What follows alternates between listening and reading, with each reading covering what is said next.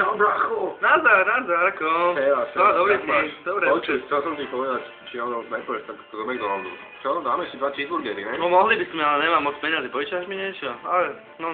Čo tam kilo menu, čo robíš? Ale víš ako, ja som teraz na mizine a mám dojebané auto aj. No, ale to poďme peši, nevadí.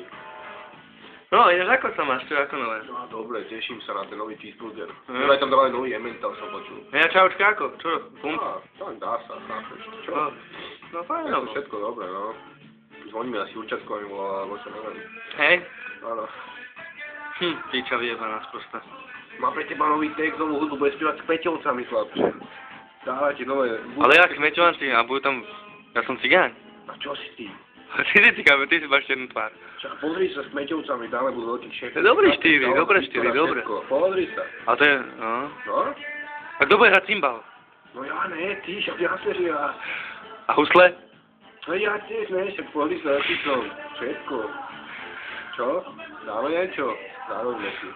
Rozmyslíš si to, dáme. Dávam ti šancu. Máš veľké praxi, môžeme ísť do Ameriky potom. Kmeťovci nás čakajú. Vieš čo, ja ti poviem takto. No však čo vymýšľaš? No brácho, poď, dáme, s Rytmusom dáme. Aj Rytmus mi začal spievať, budeš jak on. Budeš jak kontrapas, chápeš? Vieš čo, čau, môžete byť, ideme trojka, čau. Čau.